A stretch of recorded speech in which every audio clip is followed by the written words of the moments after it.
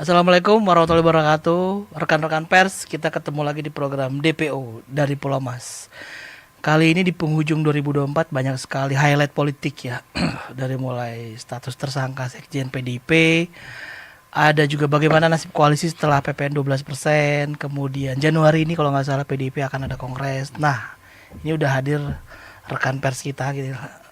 Datang lagi ke studio Mas Ibnu Dwi Cahyo, Direktur Komunikasi dan Riset. Ya, Direktur Riset dan Komunikasi Kedai Kopi. Terima kasih sudah hadir Mas Ibnu. Terima kasih Mas Is atas undangannya. Yang lain pada liburan, kita syutingan. Yes, saya habis liburan. Kita mulai dari mana nih Mas Ibnu? Kita mulai dari mana nih? Kita ini ya, paling kita lihat highlight sepanjang 2024. Di ujung 2024 ini banyak kejutan-kejutan lah. Tadi seperti yang saya sebutkan lah. Nanti kita coba lihat bagaimana forecast tahun depan, termasuk relasi Pak Prabowo Jokowi lah kira-kira. Mas Ibnu melihatnya gimana? Kita highlight dulu ke belakang sedikit, atau apalagi yang belakang baru-baru ini nih, mulai dari mungkin Pak Hasto kali ya. Gimana? Ya, sepanjang 2004 kan emang event politiknya full ya, dari bulan Februari coblosan ya, Pilpres dan juga Pileg ya, lalu juga di bulan Mei kalau tidak salah MK yang memutuskan untuk menolak menolak gugatan dari pasangan nomor 1 dan 3. Lalu juga bertambah ramai saat pendaftaran pilkada di akhir Agustus. Ya itu kan banyak drama ya kan. Misalkan di sini ya.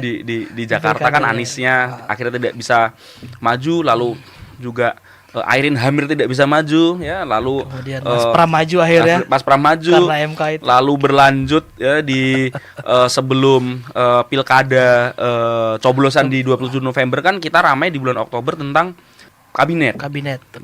Dan semua orang terbelalak kabinetnya ini tembus 100 ya.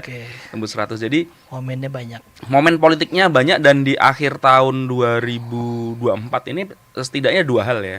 Kejutan di pilkada kemarin ya, beberapa kejutan ya, terutama di Banten. Lalu juga di bulan Desember ini yang drama ya, kalau ibu-ibu bilang ini drama telenovela gitu. Kenapa tuh? Telenovela. Di bagian mana dramanya nih? Dramanya ini kan antara ya Pak Jokowi dan PDIP ya, terkait Hasto yang ditetapkan sebagai tersangka oleh KPK di kasusnya Harun Masiku. Ya mau nggak mau akhirnya kita lihat ya dari para politisi PDIP menunjuk hidung gitu, langsung ditunjuk ini pasti campur tangannya Pak Jokowi seperti itu. Dan itu yang kemungkinan dramanya akan berlanjut sampai tahun panjang depan. Berarti Kita tidak bisa memperkirakan panjang pasti, tapi sampai kapan, apakah dramanya ini sampai 2029 bisa jadi karena ya luar biasa ini sekarang konstelasinya seperti itu. Ini berarti kalau kita lihat status tersangkanya Mas Hasto ya, kan banyak sekali spekulasi di luar ya. Apalagi belakangan disebut punya data video membuka kasus korupsi banyak petinggi negara. Mensesnek silakan buka aja gitu. Kemarin juga Wamen Noel ya, ketua relawan Prabowo, dulu ketua relawan Jokowi. Mania. Buka aja, kalau Mas Hasto mau syarat-syarat siapa nggak mungkin berani. Ini gimana Mas? Ini saling sandera atau gimana? Kalau dari kita ya sebagai masyarakat ya, kita sih pengen itu dibuka dong. Kalau memang ada, kalau memang ada, ya itu perlu dibuka. Jangan itu dijadikan sebagai alat negosiasi. Seperti itu. Tetapi juga kita pengen melihat juga sebenarnya kalau kita tarik ke belakang di 2020, dan kemarin juga Novel Baswedan juga sudah ngomong kan di depan media, teman-teman media, bahwa ini sejak 2020 memang sudah diusulkan untuk jadi tersangka. Kan lalu muncul pertanyaan di publik, kalau sudah diusulkan dari tahun 2020, kenapa baru sekarang diketok? Kan ada beberapa pendapat ya. Pertama, ya karena komisioner KPK-nya sudah berganti. Lalu yang kedua, ya karena sudah benar-benar pecah nih antara PDIP dengan Jokowi. Akhirnya yang menjadi salah satu yang dianggap ini menjadi campur tangan Jokowi adalah penetapan tersangka, karena komisioner yang dilantik sebelum yang diusulkan sebelum pergantian presiden ini kan usulnya kan atas nama ya Pak Jokowi yang punya masih ada di situ dan punya punya peran besar untuk menaikkan dalam tanda kutip para komisioner ini. Nah, akhirnya ya ini akan panjang gitu antara Pak Jokowi ya dengan politisi PDIP. Jadi saling sandra buka aja. Kita kan masyarakat seneng buka aja gitu, daripada kita nonton drama di Netflix mending nonton drama. Nih teman-teman media kan juga suka nih, waduh nih beritanya nggak bisa habis kan gitu. Mas, ini kan Januari kan PDIP kongres ya.